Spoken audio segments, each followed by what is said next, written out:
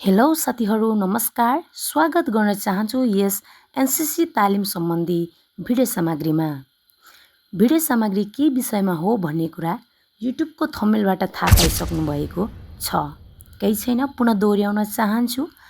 आजको भिडियो श्री राष्ट्रिय सेवा दल अर्थात् एनसीसी तालिमरत भाइ बहिनीहरूलाई ड्रिल सम्बन्धी परीक्षामा आउन सक्ने ग्राउन्ड लेभलमा र ड्रिलका पाठहरूबाट लिखित परीक्षामा सोधिने महत्त्वपूर्ण प्रश्नोत्तरको बारेमा चर्चा गर्नेछौँ। यो भिडियोलाई लाइक गरिदिनुहोला, सेयर गर्नुहोला ताकि एनसीसी क्याडेट भाइ बहिनीहरू समक्ष भिडियो पुगोस्। र अझै यस च्यानललाई सब्स्क्राइब गर्नुभएको छैन भने कृपया सब्स्क्राइब गरिदिनुहोला। अझै यस्तै भिडियोहरू बनाउन हौसला मिल्नेछ।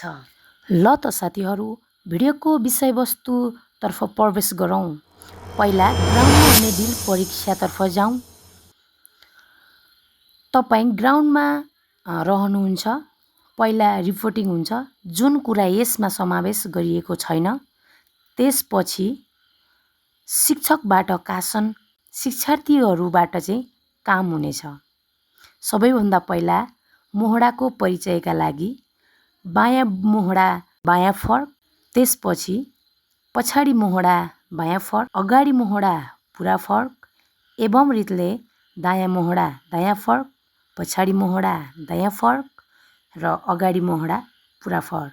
तत्पश्चात नचल सतर गोडाफाट विश्रामलाई समावेश गरिनेछ। त्यसपछि खडाखडीमा अगाडि दर्शन, हात झाड हुन्छ। त्यसपछि चल्तीका कामहरू अगाडि बढ्नेछन्। चल्तीको कामहरूमा छिटो हिँड, अगाडि दर्शन, चिट्टीका साथ अगाडि दर्शन, दाहिना नजर, सिधा नजर, जुन टोलीको काम दाहिना नजर पनि भनिन्छ। तत्पश्चात टोली कमान्डरको काम दाहिना नजर, सिधा नजर, अन्त्यमा गोडा चाल अट गराएर चल्तीका कामहरू जुन ग्राउन्ड लेभलमा हुन्छन् यिनीहरू यसरी समाप्त हुन्छन्। यति भइसकेपछि ग्राउन्डमा हुने परीक्षा तपाईँको पुरा हुन्छ। अब सैद्धान्तिक परीक्षातर्फ कस्ता खालका प्रश्नोत्तरहरू आउँछन् भनेर तपाईँलाई बताउने छु। भिडियोलाई स्क्रिप्ट नगरिकन हेर्नुहोला ताकि तपाईँका सैद्धान्तिक परीक्षामा आउन सक्ने सम्भावित प्रश्नोत्तरहरू कुनै पनि नछुटोस्। तपाईँहरूले जान्नै पर्ने कुरा ड्रिलको परिचय, ड्रिलको उत्पत्ति। यसमा पनि ड्रिलको परिचयमा सैनिक तालिमको जग्ने ड्रिल तालिम हो। यसले उच्च स्तरको अनुशासन र हौसला चाहिँ कायम राख्दछ भन्ने कुराहरू छन्। एवं रीतले ड्रिलका उद्देश्यहरू छन्, विभिन्न कुराहरू छन्। यसको विषयमा हामी कस्ता खालका प्रश्न सोधिन्छन् चर्चा गर्नेछौँ। ड्रिलको उत्पत्तिको विषयमा चाहिँ दोस्रो महाविश्वयुद्ध पश्चात चाहिँ मेजर जनरल प्लेसी डुइसेजले ड्रिल तालिमको सुरुवात गर्नुभएको थियो भन्ने छ। त्यो कुरा पनि हजुरहरूले ख्याल गर्नुपर्ने हुन्छ। र अब एनसीसी ट्रेनिङका भाइ बहिनीहरूलाई चाहिँ परीक्षामा कसरी क्वेसन सोध्छ र एन्सर कसरी दिने भन्ने विषयतर्फ जाउँ। सबैभन्दा पहिला ड्रिल तालिमको महत्त्वतर्फ जाउँ। यसमा क्वेसन आउन सक्छ, ड्रिल तालिमको महत्त्व लेख्नुहोस्। यसको जवाफमा तपाईँहरूले लेख्नुपर्ने छ। 1 नम्बरमा समूहमा मिलेर काम गर्ने कला, 2 नम्बरमा तुरुन्त खुसीका साथ आदेशको पालना गर्ने बानी, 3 नम्बरमा सैनिक ज्ञान र असल आचरणको निर्माण, 4 नम्बरमा आफू र आफ्नो संस्थाप्रति गौरवताको भावना, नम्बर 5 मा छ अनुशासनको पाठ। यति लेख्नुपर्ने हुन्छ। त्यसै गरी ड्रिलको उद्देश्य लेख्न पनि आउन सक्छ।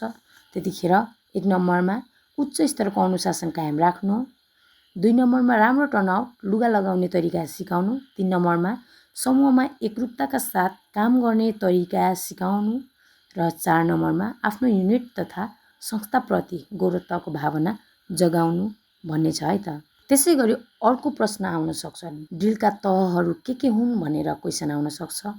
यसमा तपाईँहरूले लेख्नुपर्ने हुन्छ हिँड्नु, अड्नु, सलाम गर्नु, फर्कनु, पङ्क्तिमा आएर मिल्नु, जम्मा 5 वटा छन्। यसलाई ख्याल गर्नुहोला। त्यसपछि ड्रिलमा गर्न नहुने हरकतहरू भनेर पनि आउन सक्छ। यतिखेर तपाईँहरूले लेख्नुपर्ने हुन्छ खुम्चिनु, उफ्रिनु, गोडा लतारेर हिँड्नु र आँखा घुमाउनु भनेर लेख्नुपर्ने हुन्छ। यो पनि 4 वटा छन्। यसै गरी तपाईलाई चाहिँ ड्रिलमा सहयोग पुर्याउने साधनहरू भनेर आउन सक्छ, जसमा चाहिँ तपाईले लेख्नुपर्ने हुन्छ ब्यान्डका सामग्री, बजाउने व्यक्ति, सतर्क गोडाफाट नाप्ने यन्त्र जसलाई एङ्गल बोर्ड भनिन्छ, हिँडाइको कदम नाप्ने यन्त्र जसलाई पेस स्टिक भनिन्छ र हिँडाइको रफ्तारलाई नाप्ने यन्त्र जसलाई मिट्रोनम वाच भनिन्छ। यति कुरा लेख्नुभयो भने र अन्तिममा म तपाईँहरूलाई के भन्न चाहन्छु भने ड्रिलका सिद्धान्तहरू के हुन् अर्थात् लेख भनेर आयो भने तपाईँले 3वटा कुरा लेख्नुपर्ने हुन्छ। 1मा पक्का दराइपन, 2मा चङ्खुपन र 3मा टोलीमा मेलमिलाप। यति तपाईँले पढ्नुभयो भने तपाईँ लिखित परीक्षामा प्रश्नको उत्तरहरू चाहिँ कभर हुनेछ।